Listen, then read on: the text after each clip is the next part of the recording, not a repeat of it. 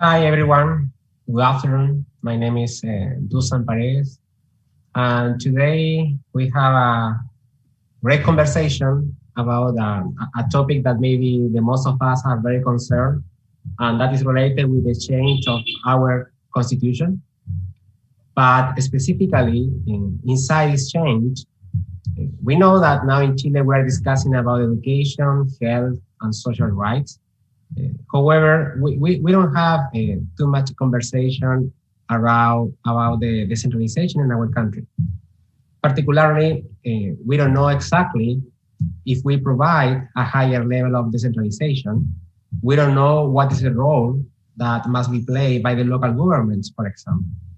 What is the role of the municipalities? And if we want to talk about this role, by default, we have to talk about local income. And given that in Chile, only 4 of each 10 properties are paying taxes, that means that if we want to talk about decentralization, we really need to change our local funding system. And that is the main topic of this conversation. Today, we have 2 speakers. Both of them has a great experience from the academic perspective, but also from the public policy perspective. The first one of them is Mark Skidmore. He's professor in the University of Michigan State. Actually, Mark is one of the leading researchers in the area of tax property in the United States. Particularly, he has a very interesting number of papers related with the case of Detroit. And he will provide a view about how in the United States, what's the role of the property tax there, what kind of problems they have, what can we learn for our future, and particularly about the potential changes that we can have in our decentralization process inside the change of our constitution. After Mark, we have a second speaker, Slaven Razmilic. Slaven is a Chilean colleague, and he's one of the leading researchers in the same area, but for the case of Chile. One of the added value of Slaven is he's very related with the public policy. So I'm very sure that we'll learn a lot about how can we change our system. One of the main conclusions that maybe if we read the literature in Chile, about the local funding for municipalities, one of the main conclusions that we have is that apparently the most of our municipalities, they don't have enough resources for facing a potential decentralization. So I'm pretty sure that we can learn from Slaven and Mark, and maybe after this talk, we are in a better position for understanding how can we face this new process that maybe we'll have in the future. So I will start with Mark right now. And Mark, thank you so much for accepting our invitation. And please go ahead with your talk. Thank you, Dusan. It's nice to be with everyone today, and whenever you happen to view this this webinar. As Dusan said, I work in the United States on a variety of property tax issues. And so today I am going to talk a little bit about the case of Detroit. And before I do that, I will jump right into just some overview criteria and thinking about the general structure of any kind of tax that you would property tax that you might want to implement in Chile.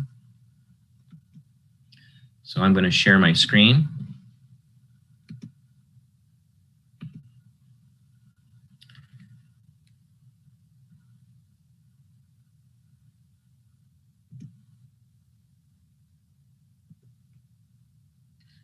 Okay, so I've introduced myself. And shall I go ahead and turn off my video while I present?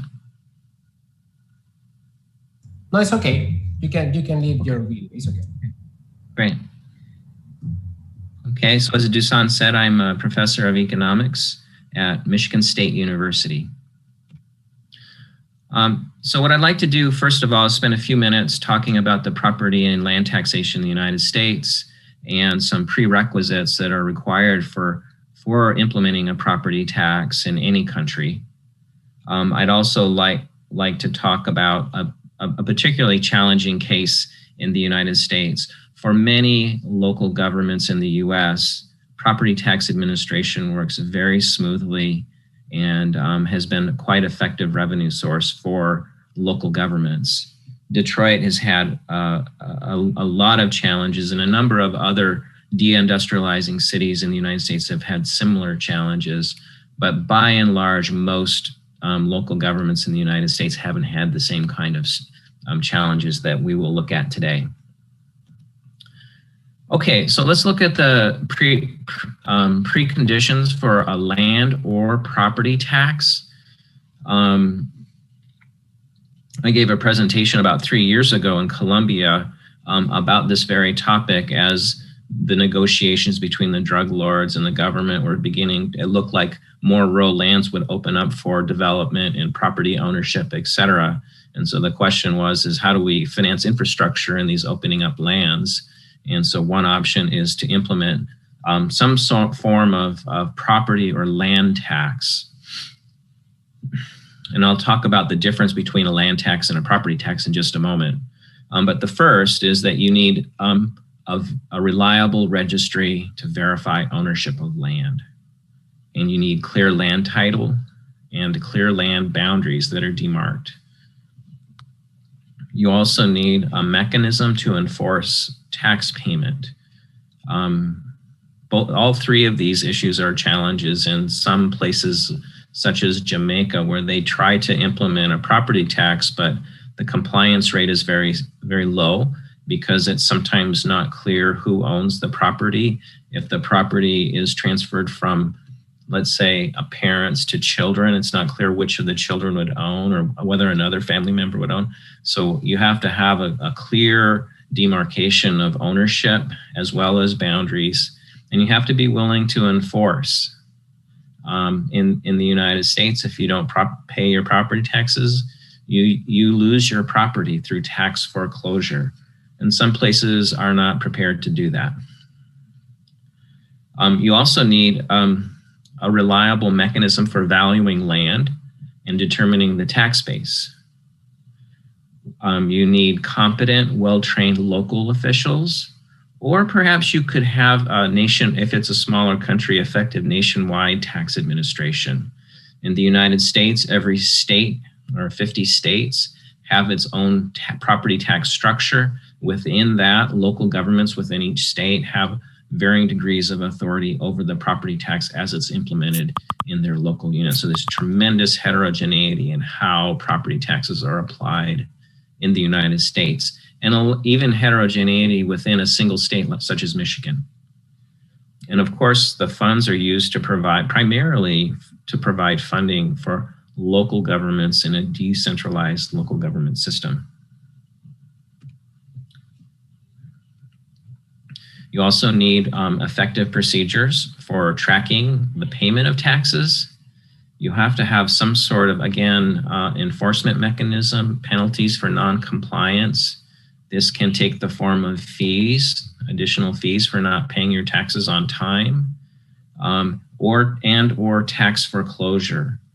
And I'm going to give you two examples of what happens in tax foreclosure on marginal properties when people don't pay their taxes.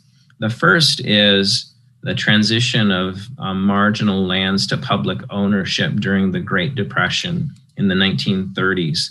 During that period, there was a severe economic decline.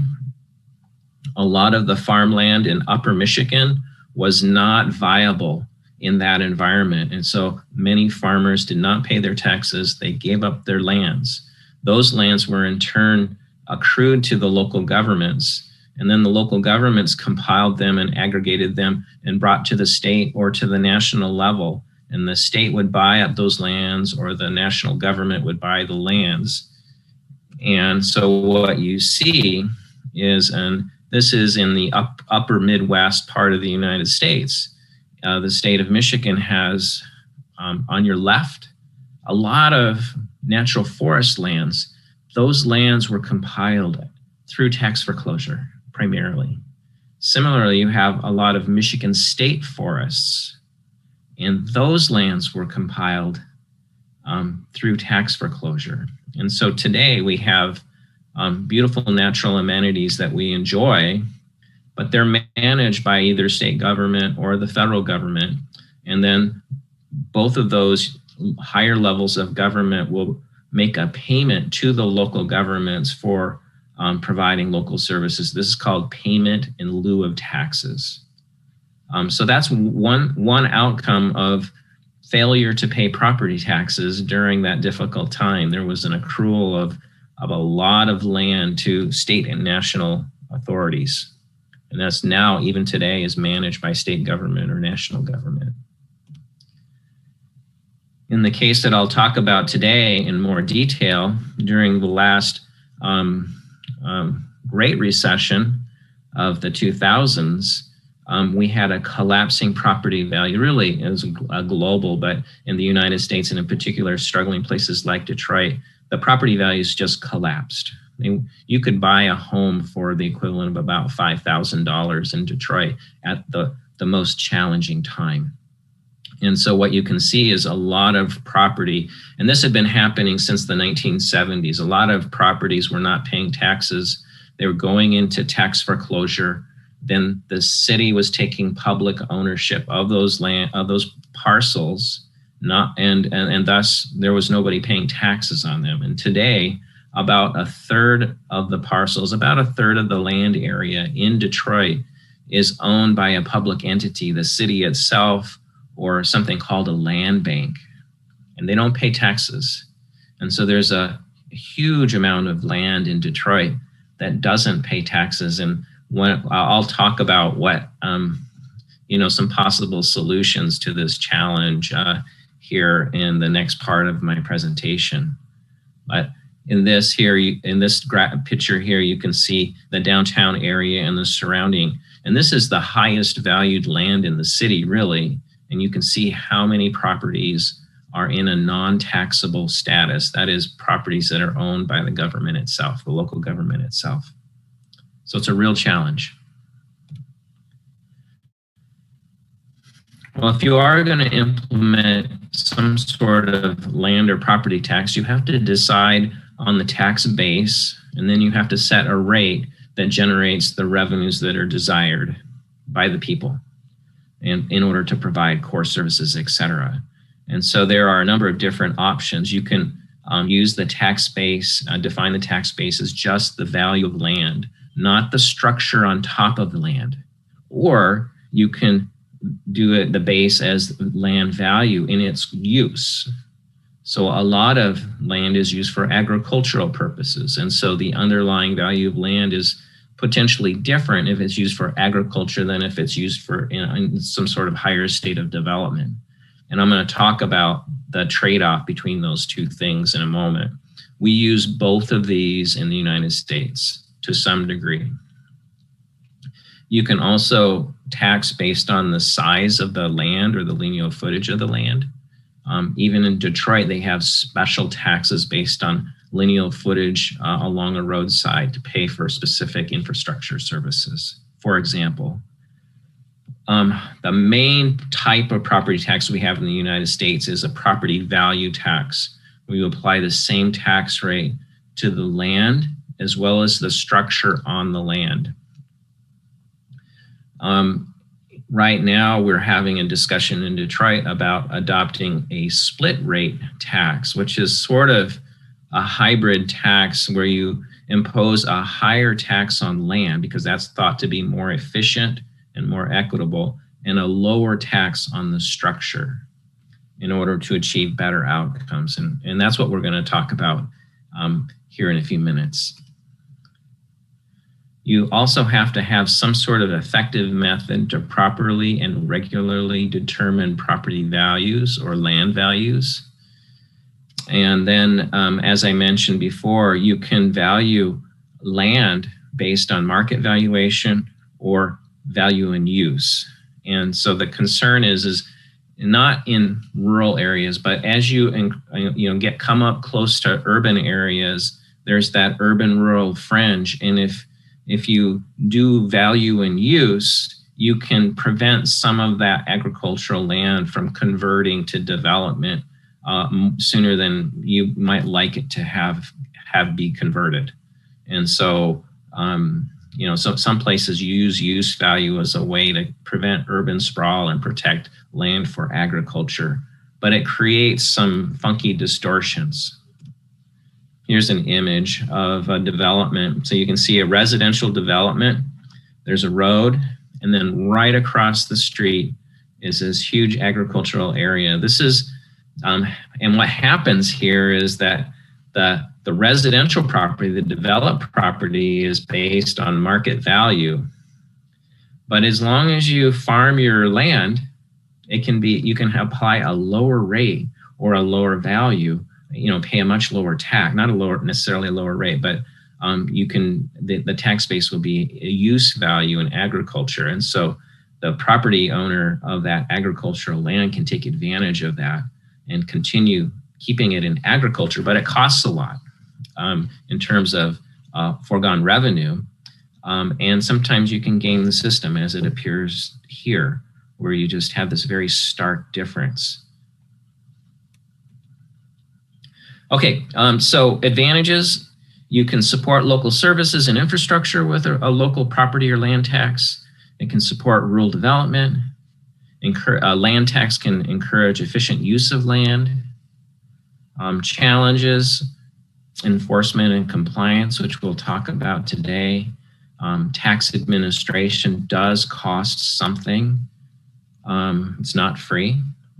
And then depending on tax design, land taxation could put smaller farmers at risk. And depending on the structure, taxes can create distortions. Just as with any kind of tax, there are potential distortions that are created. A land tax is thought to be the least distortionary of the different types of property land taxes. So let's come back to this issue. We don't have time to talk about deindustrialization and population decline in Detroit, but let's just say the population is less than half of what it once was in the 1950s and 60s. Lots of reasons for that. We don't have time to talk about it, but it has created a huge problem for quality of life in Detroit, eroding infrastructure, eroding tax base, eroding funds available to maintain that quality of life. And so Dusan Paredes, Fernando Alfaro, and I have been working with the Lincoln Institute of Land Policy to examine what might happen if Detroit were to implement a split rate property tax, go from a regular property value tax to a split rate in which land is taxed at a higher rate than the structures on the land. And again, this is thought to encourage development, be more efficient, not penalize people for developing the land. And so what would happen? The challenge is that Detroit has never imposed a split rate tax. And so we wanted to try to provide some analysis and insight on what that might look like if Detroit were to impose a tax. And we have this sort of unique opportunity to do that. So I'm going to talk about that. I'm going to see how much time I have. Should be okay. I just want to acknowledge Invest Detroit and the Lincoln Institute of Land Policy, and then also indicate that anything that I say here doesn't necessarily reflect the opinions of the City of Detroit or Invest Detroit or Lincoln Institute of Land Policy. Okay, so the idea is that imposing a split rate tax might help improve tax compliance.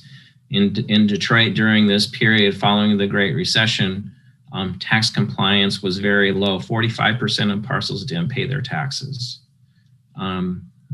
And home ownership is thought to create a stable environment. So, another question is would moving to a split rate tax improve home ownership?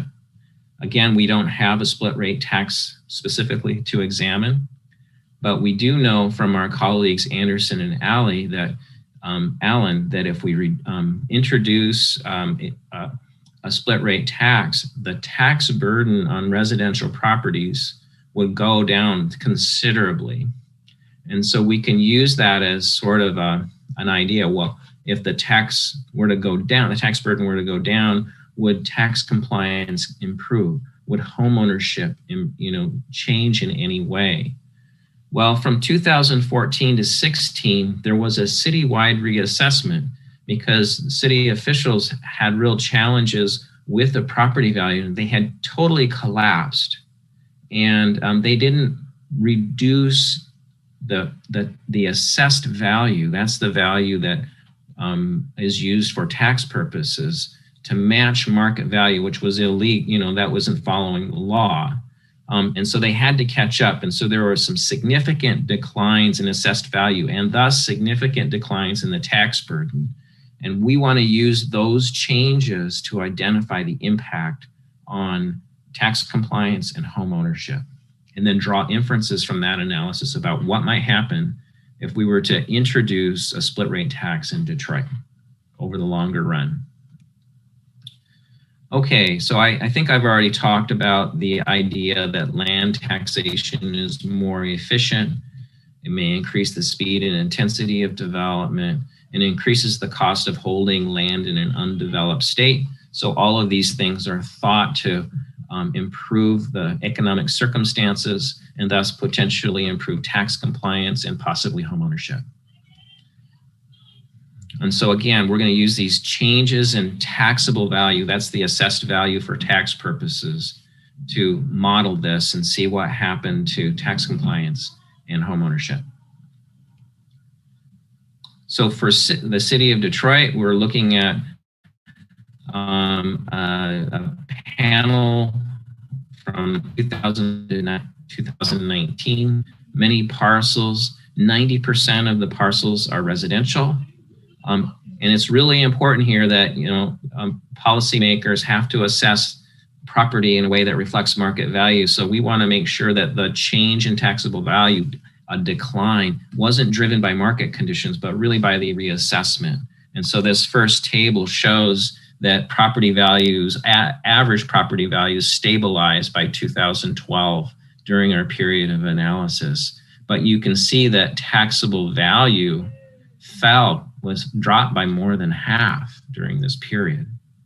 So we know that the taxable value and the state equalized value, that's another measure that we use as the base for tax, fell significantly as a result of the reassessment, not the result of market conditions. That's important. We also see that during the 2012, 13 through 2017, that the taxable values fell more often than they increased for parcels. So that's another sign. So property values are stable, but their taxable value is falling, and thus their tax burden is falling during this time. So we're going to rely on that as an exogenous change in their tax burden. You can see that in any given year over this period that the taxable value fell by about 7.5% per year. So we're going to look at do a quasi-dynamic analysis where we're going to look at 3 different measures. One is tax delinquency.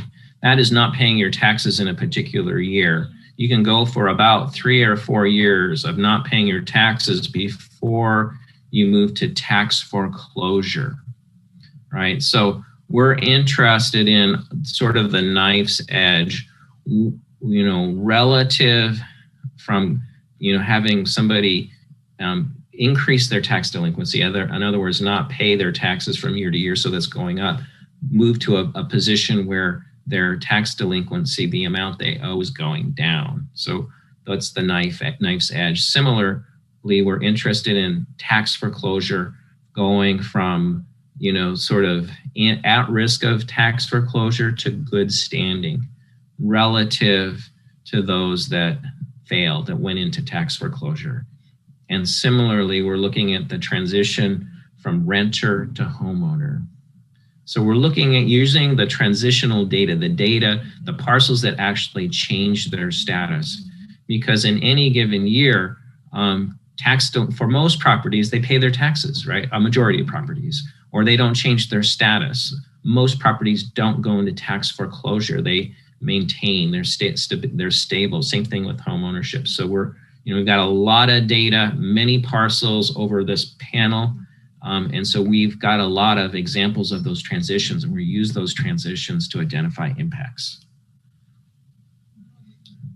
So you can see here that we have a lot of transitions where people are more inclined to reduce their tax delinquency, that is, improve their condition.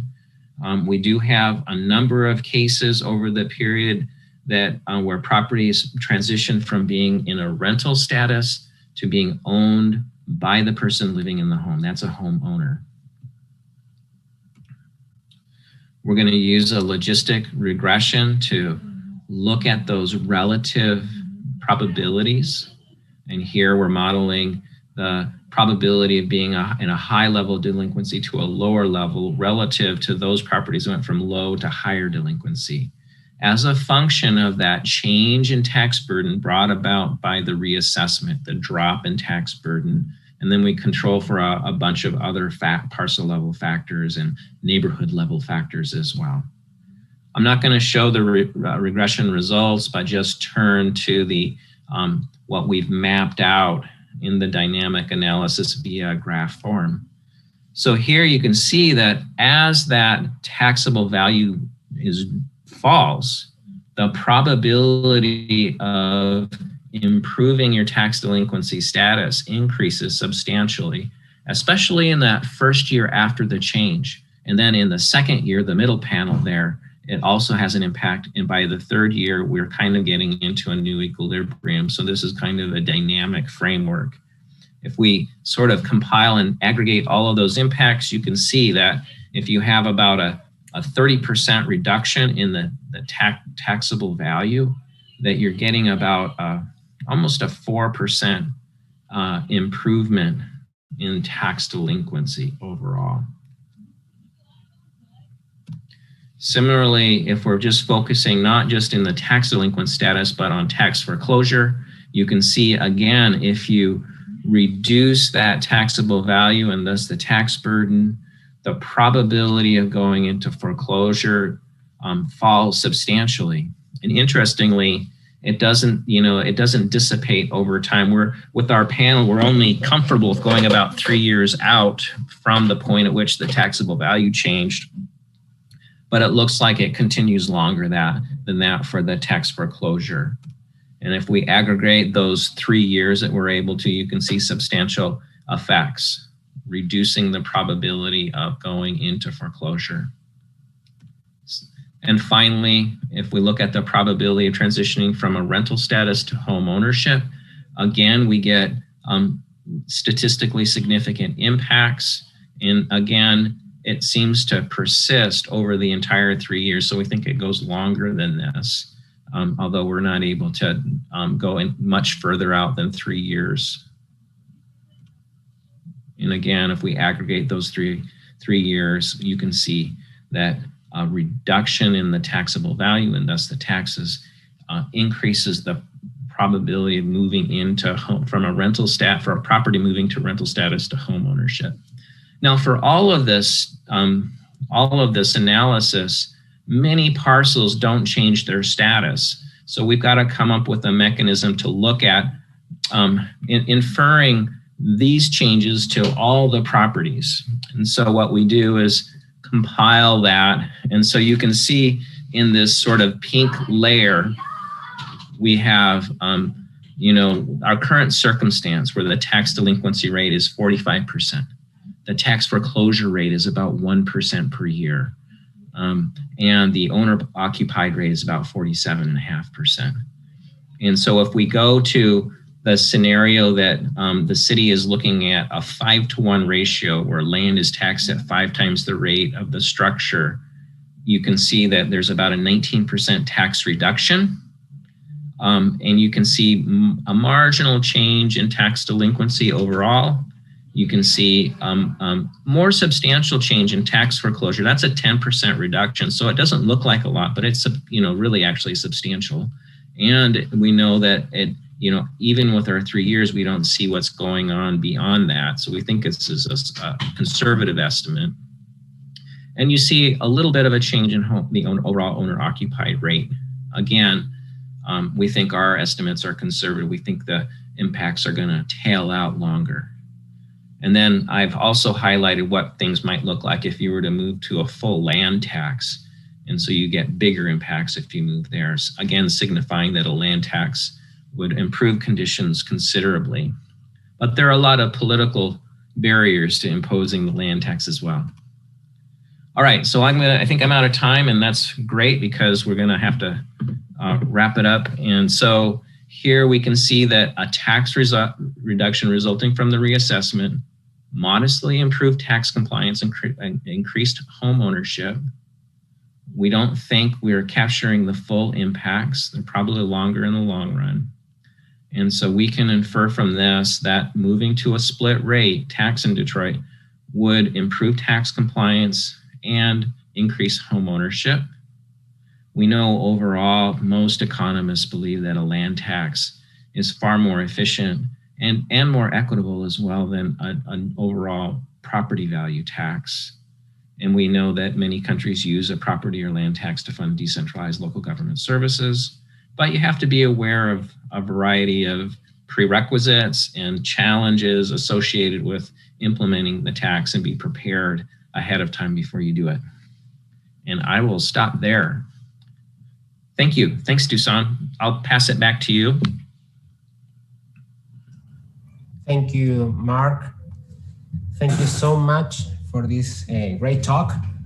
Actually, when I was listening to your talk, I was thinking that at the end of the day, if in Chile, if you really want to face a real decentralization, so we have to think about the role of property taxes. I think that, well, now we'll listen to Slaven, but I'm pretty sure that now you will realize how centralized is our system and how far is the property tax payment, how far is from the society. Okay.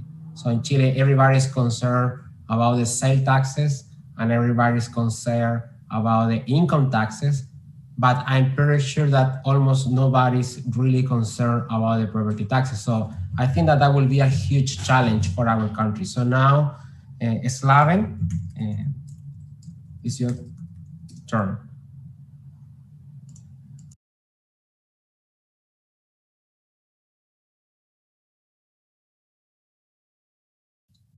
Hello, everyone. Thanks, Dusan, for the invitation. Thanks, Mark, for the talk. I have first to make a disclaimer. Let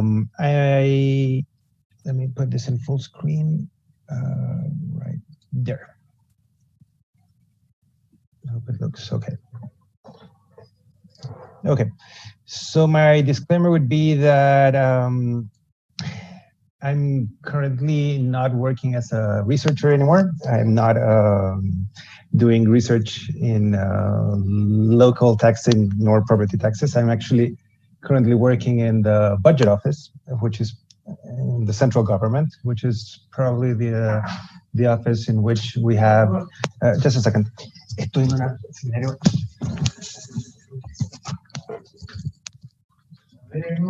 Sorry for the short interruption.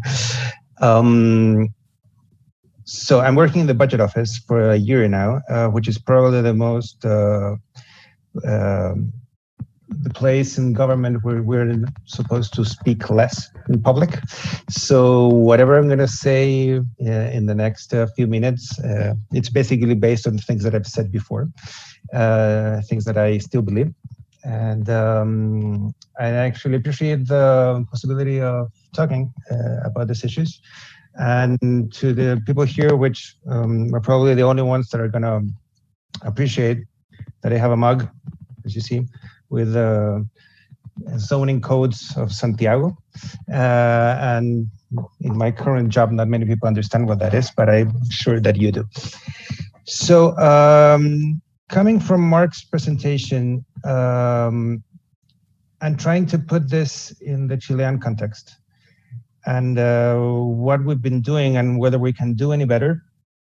I'm just going to start with a very short context in where is Chile with regards to other OECD countries in terms of property taxes. We have a relatively low incidence of property taxes with related as a percentage of GDP. However, if you look at the percentages of other countries, there's a huge variance. I mean, it's not obvious that with a higher level of income, average income, you're going to have higher levels of property taxes as a percentage of GDP either, right? It's very variable, and we are at the lower bound, but it's not completely obvious that we should move in any specific direction. That diversity, this huge variance, you can see here when you look at the appropriate comparison, which is the graph down here on the right, which is the proportion of recurrent taxes over real estate, which is property taxes, as a percentage of revenue, excluding Social Security. And that's important because in many OECD countries, Social Security is embedded within the tax revenue, while in the case of Chile, Social Security, is being health and savings for pension funds, is outside the tax base.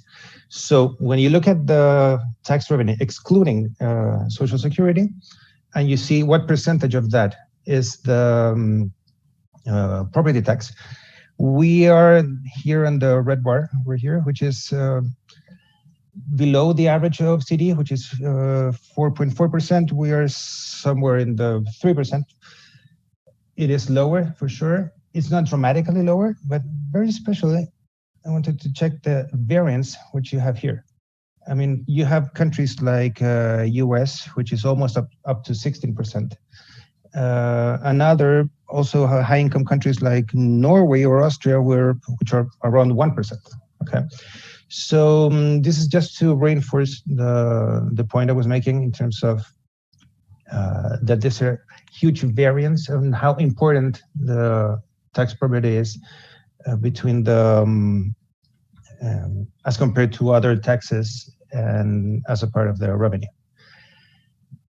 Following on what Dusan mentioned just a minute ago, with regards to whether people are aware whether they are paying taxes or not, yep, he's right in terms of saying that this is a little bit old. This is like 5 years old, but probably hasn't changed that much.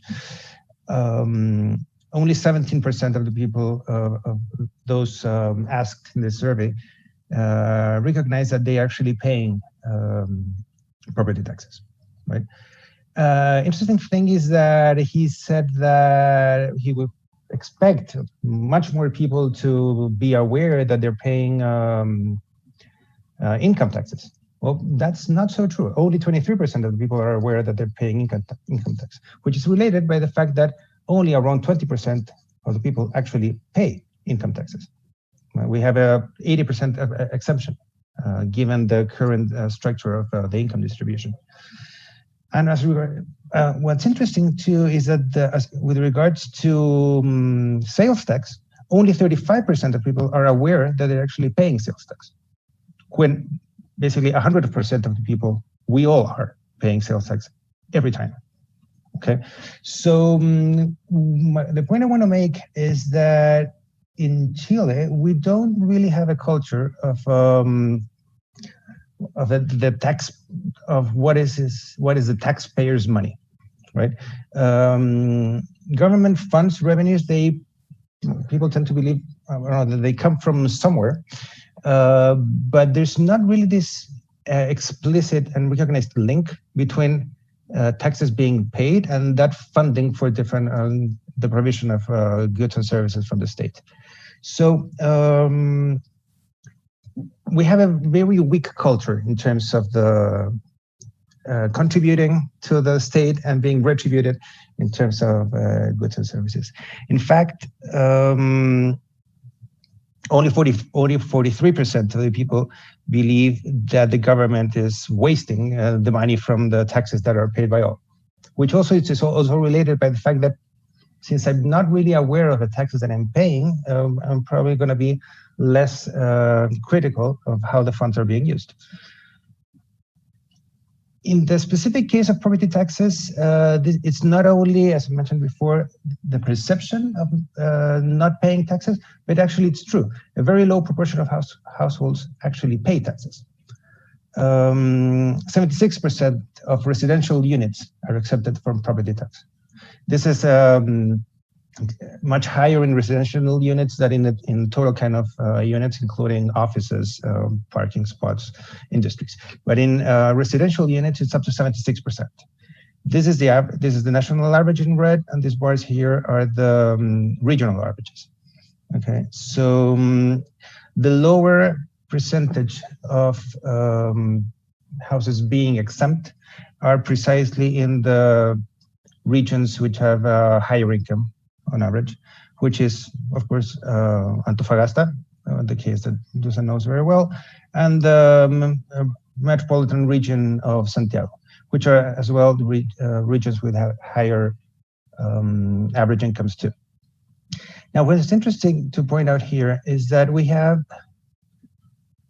over 70% of the municipalities out of the 350 have more than 90% of the units exempted.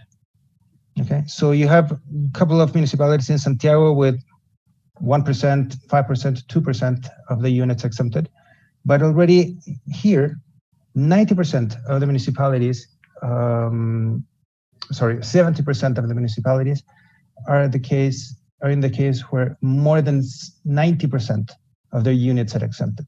So basically, you're working in a municipality where the mayor doesn't really face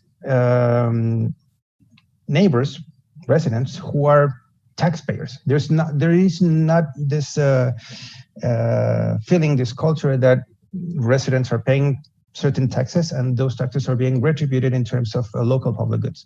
We have a very, very weak relation in that kind. And that's for two reasons. Basically, because this low percentage of people actually paying, and even less people perceiving that they're paying local taxes. And also because a relatively big percentage of the taxes that are actually paid, which are already little, don't stay in the municipality. In terms of the property tax, that's 35 to 40% stays in the municipality, depending on how rich the municipality is. And almost 2/3 of the collection is redistributed to other municipalities. So it's whether this is a local tax, not really. I mean, it's local tax in terms that the base, is locally determined, I guess.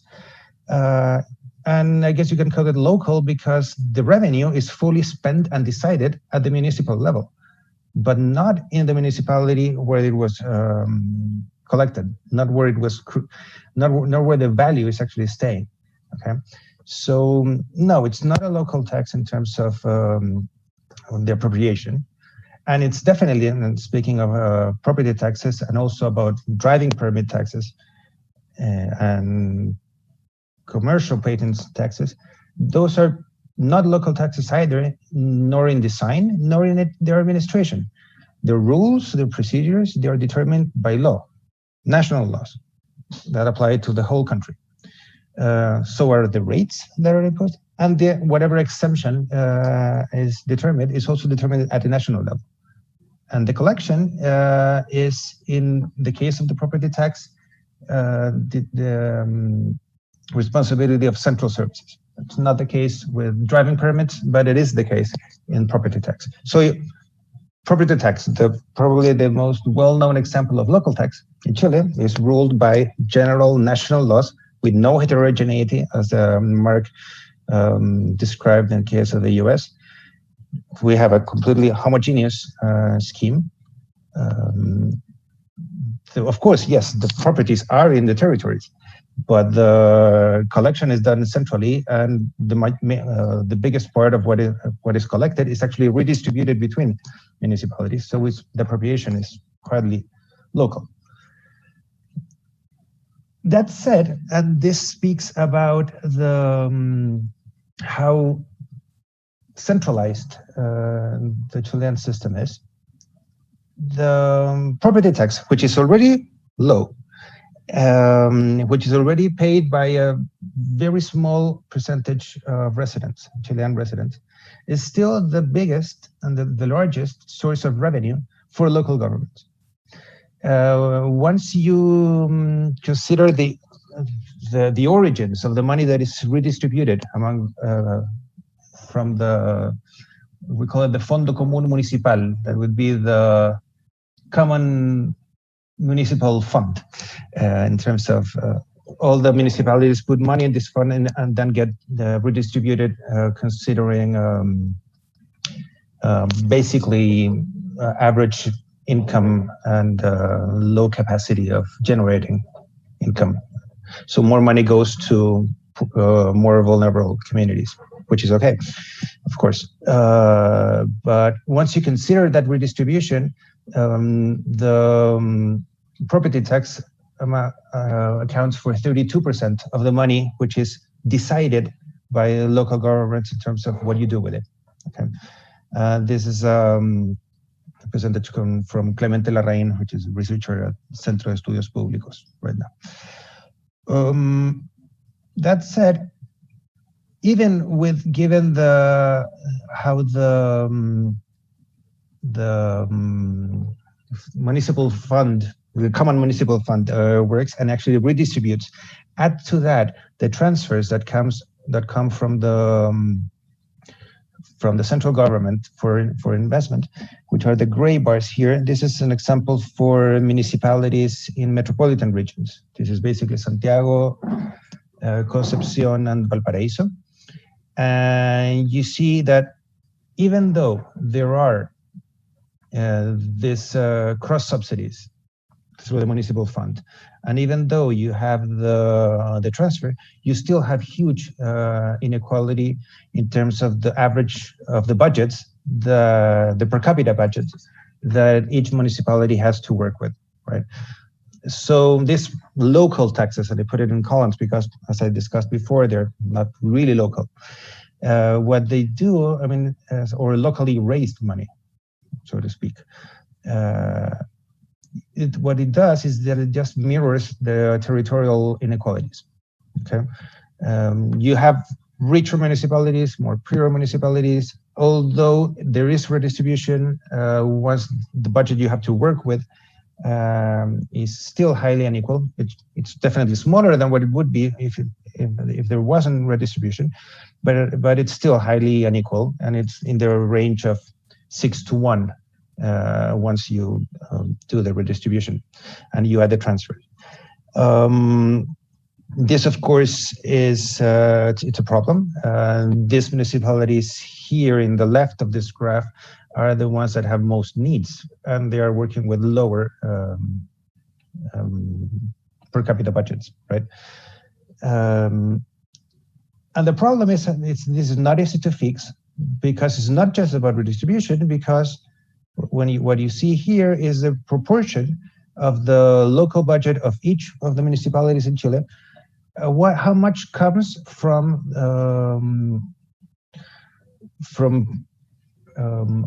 own income, like income generated by the municipality itself, and how much comes either from transfers or from cross subsidies coming from the municipal fund. And what you have here is that almost, how much is this? 75% of the municipalities, more, probably 80% of the municipalities rely primarily on transfers, either from other municipalities or either from the central government. Okay, so all these municipalities here on the left of this graph, they basically live on transfers. Okay, and they're not having enough. So yes, you can work in increasing those transfers somehow, but you're still not generating any income on your own. Okay, so there's a limit. There's a point at some in which the fact that you're not generating anything or generating extremely little makes you also very vulnerable in terms of the sustainability of that community and the investments you need to do in order to have that community rise. So I'm sorry, I did this maps a couple of years ago, but since I'm not a proficient GIS person, and I always show them because I'm very proud of how they look. Not particularly proud of what this implies. This is Santiago. This is property tax collection, and this territorial inequality I was saying before, it also shows within cities. Okay, so in Santiago, all those red blocks that I marked here, they are blocks where the collection from property taxes from residential units is 0, meaning that all the units in those blocks are exempted. Okay, so they're not contributing a dime to those municipalities where they are, less to the common fund, right? These ones that appear here, they're contributing less than $200 a year in terms of property tax to their municipalities. The ones that appear now in lighter yellow contribute under $1,000. And the ones that appear just now, those in green, are the ones that are the blocks where units are on average contributing with over $1,000 a year, which is basically in the 3 richest municipalities in the city and in the country as well. So basically, we have a problem that comes in from different perspectives and in different dimensions. We don't have a large incidence. I mean, although the property tax is huge for local governments, you can still see that what we collect from property taxes is proportionally relatively low. The vast majority of neighbors and residents are exempted. What we collect is unequally distributed, although we do some sort of redistribution, is definitely not enough to have common standards in terms of public goods provided. I'm not saying that you should redistribute completely. Actually, I'm more inclined to increase the transfers from the central government in terms of increasing the levels in most vulnerable communities. And say this because already we have, and as I started this this conversation, we have a very low awareness of people actually paying taxes, especially property taxes. There's no contract between residents and mayors and local authorities. We have this logic of voting with the feet. We don't have that in Chile. And there's no people that actually move around deciding whether the fiscal package offered by the authorities in a specific place is actually appealing or not. That's not part of the discussion here. Candidates don't run for the mayor's office saying that I'm going to reduce this tax or I'm going to increase this other one in order to provide whatever good and service he or she believes is more appealing to the constituency. We don't have that, okay? And I believe that we need to, it's more efficient, it's probably more sustainable in terms of political terms when you have a closer link between what communities want and what their authorities are actually going to provide and how that provision is going to be financed. Okay. As Dusan mentioned, in the current state of things, I believe there's not much space to change anything. Whatever we tried to do in recent years in terms of property taxes immediately fails once you go to Congress. This is a politically very, very sensible issue. Remember this paper from Caroline Hawksby talking about how hated the property tax was. That's in the US. Probably it's also the case in Chile, although people here are not so aware that they pay for it, and most of the people don't.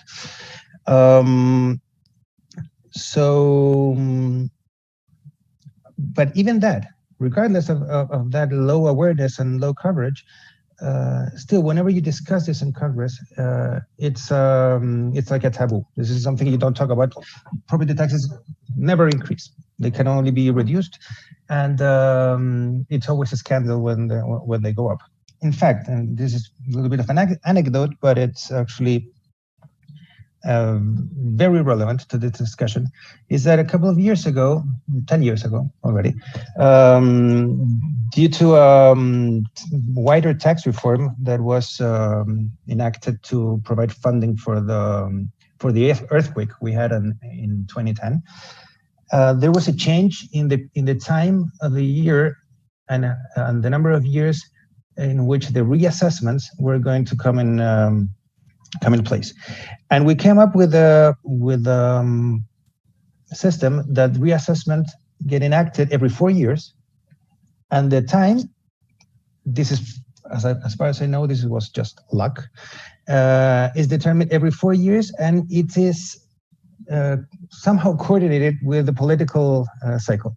So now our reassessments were in year 2014, in January 2018, and the next one is going to be in January 2022.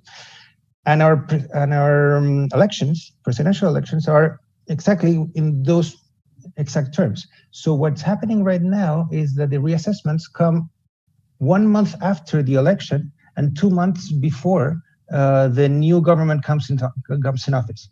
So basically, politically, this is very confusing. No one really knows who to blame. And once you have no one to blame, then it's less attractive to do something about it. And that's how the last 2 reassessments came through with no problem at all, very small difficulties. And after a history in which we've been postponing and kicking for 1 or 2 years every reassessment for 15 years, and now we have 2 in a row with basically no scandal at all. So that's just an example on how sensible this story is, how difficult it is. So when I say that things we could try, I'm basically talking about things that, especially these first 3 things, that we could try, but I'm sure that nothing of this is going to occur in the short run because of the political incentives associated to this. Especially since this is a national discussion. And that's a very, very huge difference with the States. This is not a local discussion.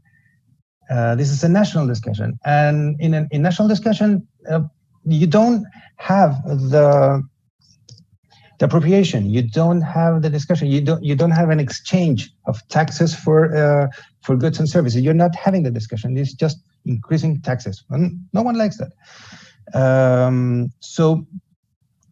So when I think about lowering the exempted limit of residential units in order to increase the 76% of units that actually pay residential taxes, you don't need to go all the way. You can go gradually. You can have a lower rate for those units. You can try that.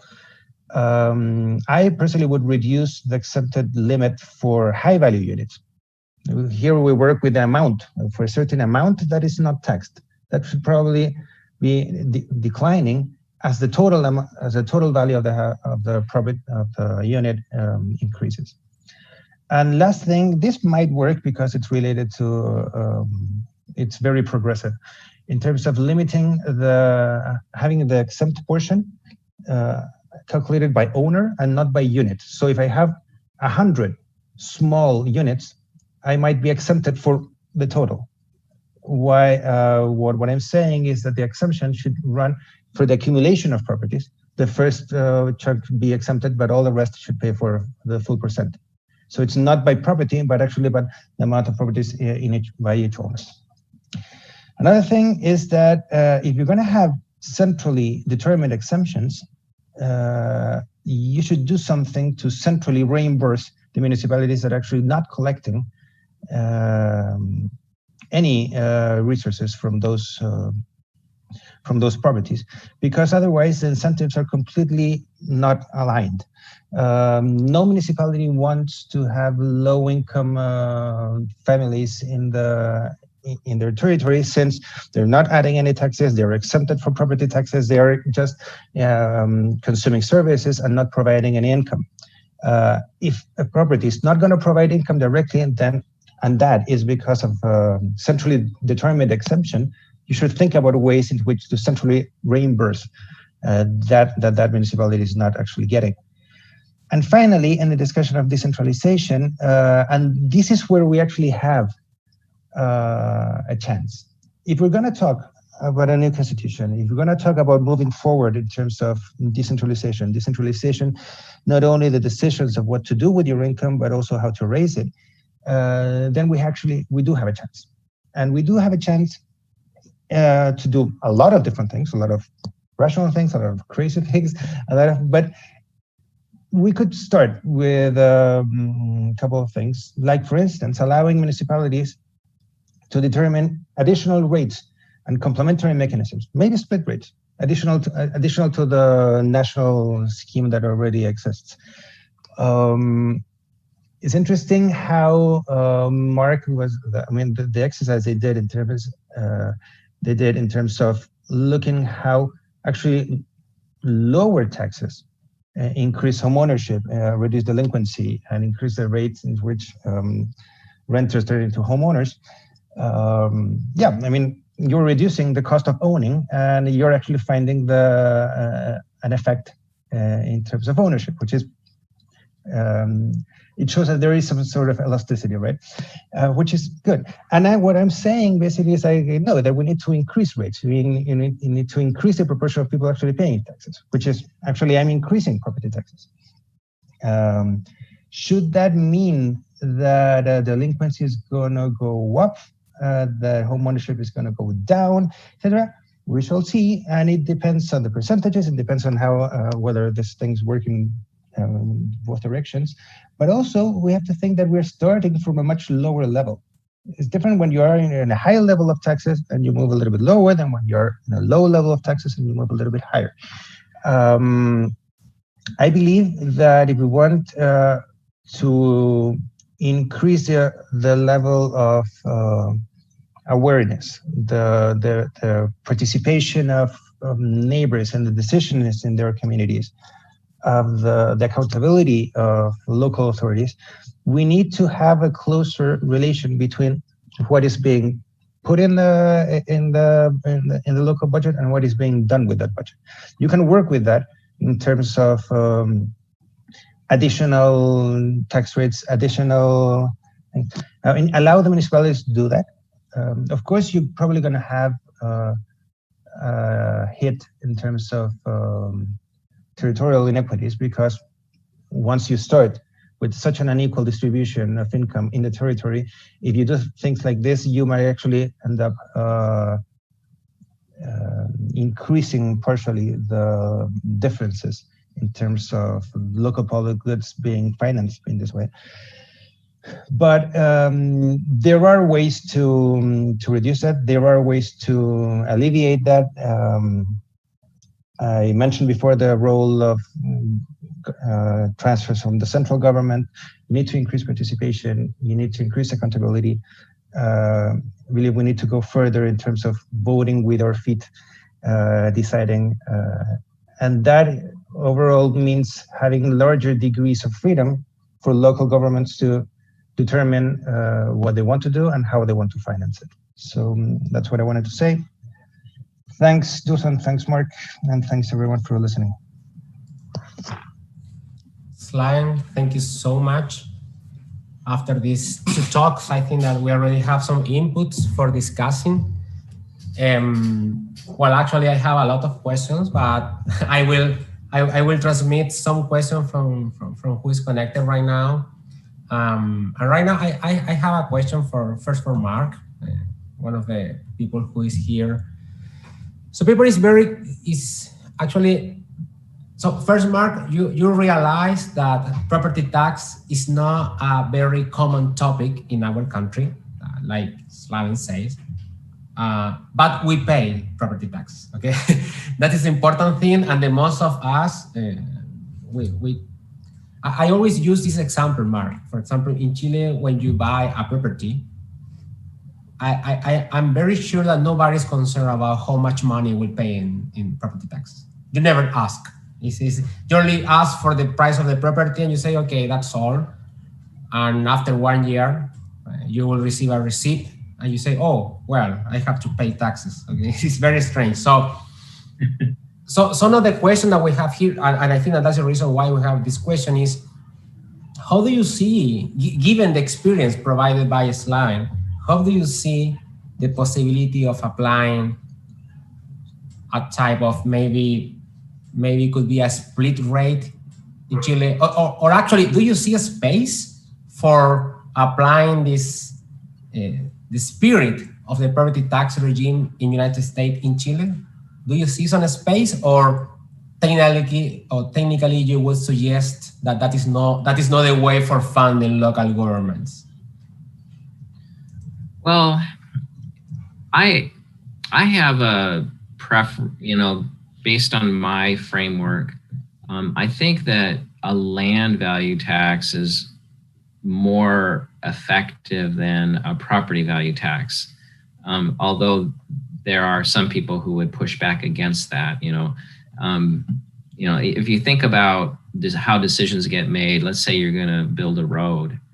And so some people have more influence about where that road gets built and may actually, front run it. And so the road gets built, and what happens to the value of land around the road? Well, it goes up considerably. And so the idea is that if you do a land value tax, that you can dissipate some of those kinds of inequities that emerge. So I would favor a land value tax. I don't, I am hoping to come visit Chile, and maybe even sooner rather than later, because right now, if you look outside my window, it's all snowy. Well, here is much better. We are in a wonderful summer. Yeah, you have the wonderful sun right now. But I don't know what the capacity level is in, say, some of the smaller cities. I'm sure it's quite high in the very urban areas. So do you have training needs so that if you are going to implement a property tax on a broad scale, can you do it in a way that is very decentralized, and you have the capacity at the local level to manage it? And from Slaven's comments, it sounded like there's some sort of cutoff on property values or something where it just ends up that most people don't pay any property tax at all. And so can what would an effective property tax or land value tax look like if you wanted people to make some level of contribution to the local services that are provided? And how do you do that in a way that is reasonably equitable so that you're not squeezing people with very limited means? In Michigan, we also have property tax breakers. We have methods where if you're a homeowner and you have very limited income, you can apply for an exemption.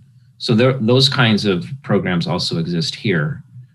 And then you have huge disparities across municipalities in how much the property tax is relied on.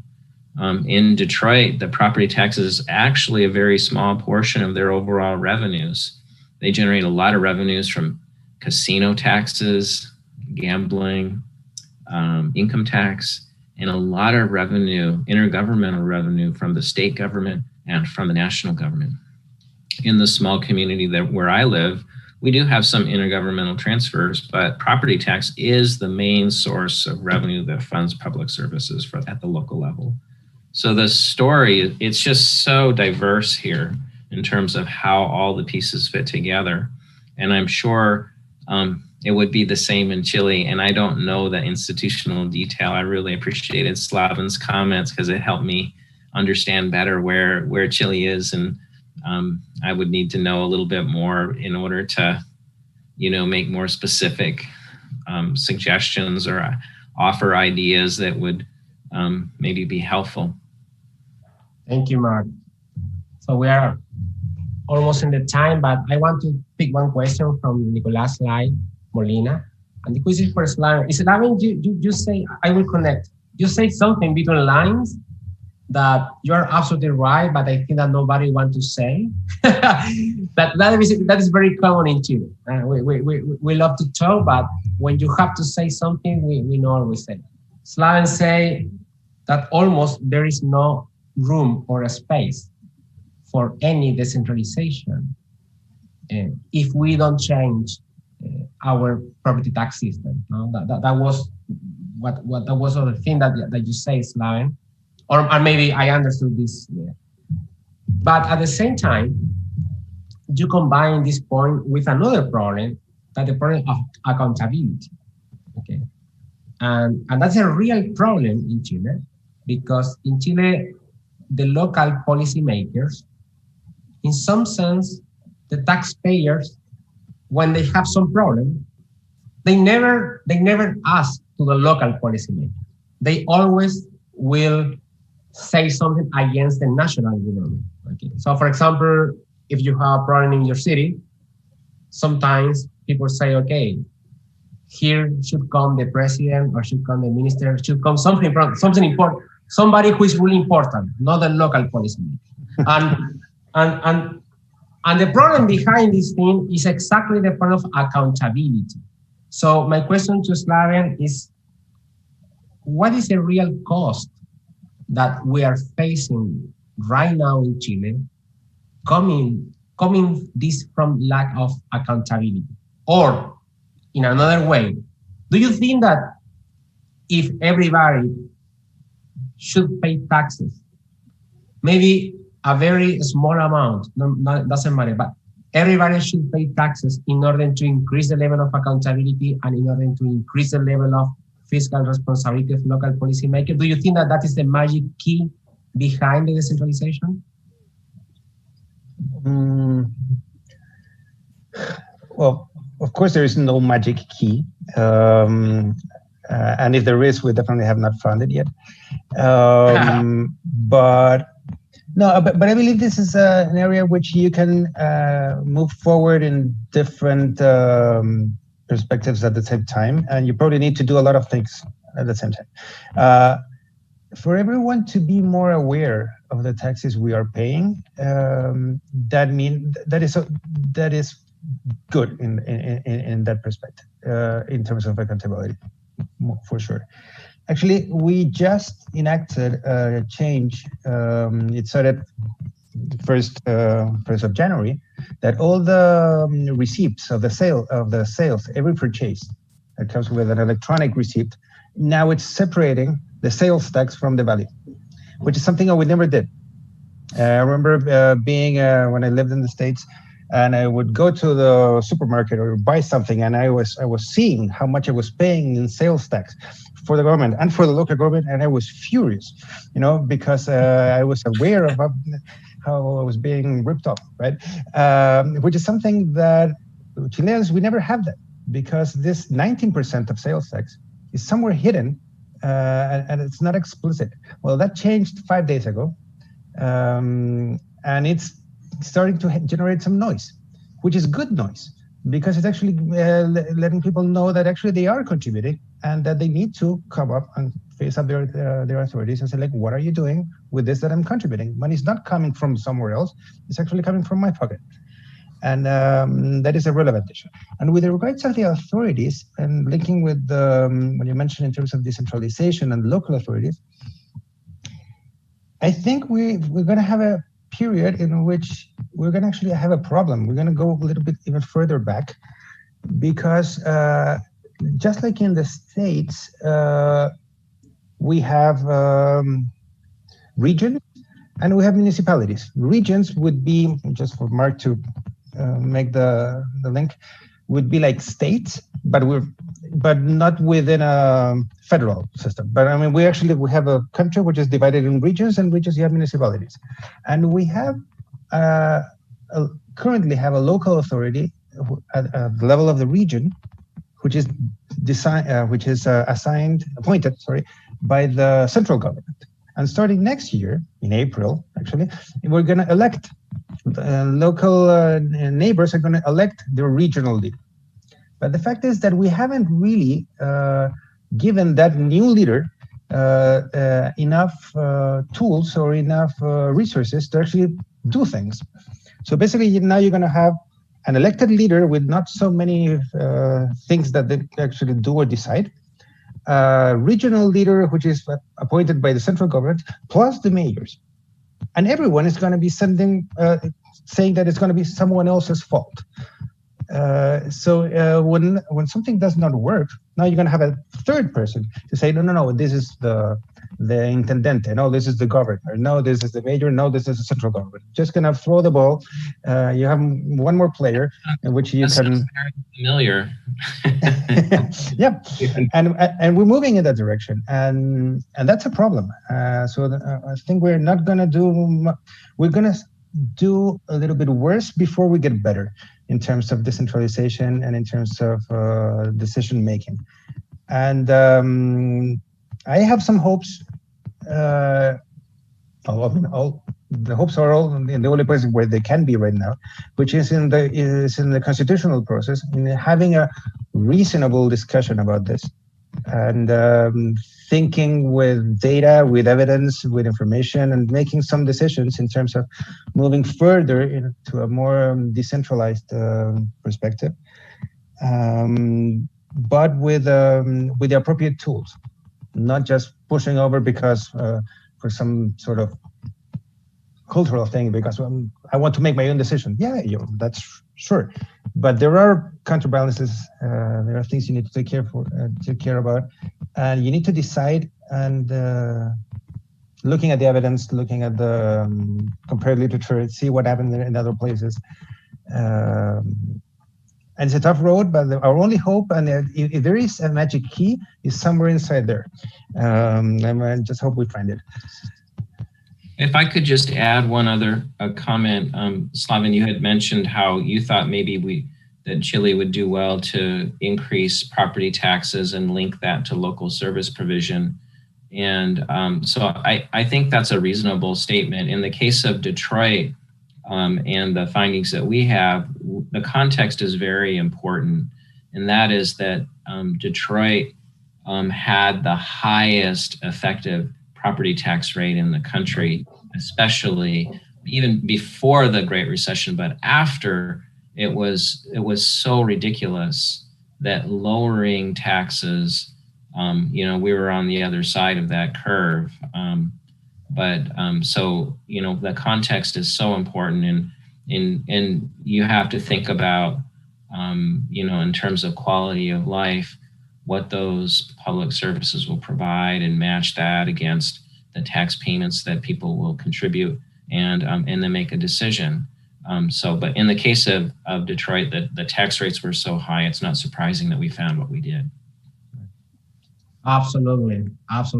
So guys, we are on the time, so I really want to thank you. I think that we have two great perspectives. And one of the conclusions that we have, like Slaven says, we really need to talk about that in Chile. We really need to, if we really want to move forward in the decentralization problem, we have to talk about taxes. Nobody likes to talk about taxes. We know that, but we really need to. I think that otherwise will be an empty process. At the end of the day, we'll be in the same point, but with more problems. So actually, that is a thing that we don't want in our country. Okay. So thank you so much, Mark. Thank you so much, Slaven. And Mark, I really hope to see you here soon, maybe after COVID. I will show you the Chilean system. Okay. Okay, guys. Have a good afternoon. Thank you so much. Thank you. Thanks, Susan. Thanks, everyone. Bye. Thank you.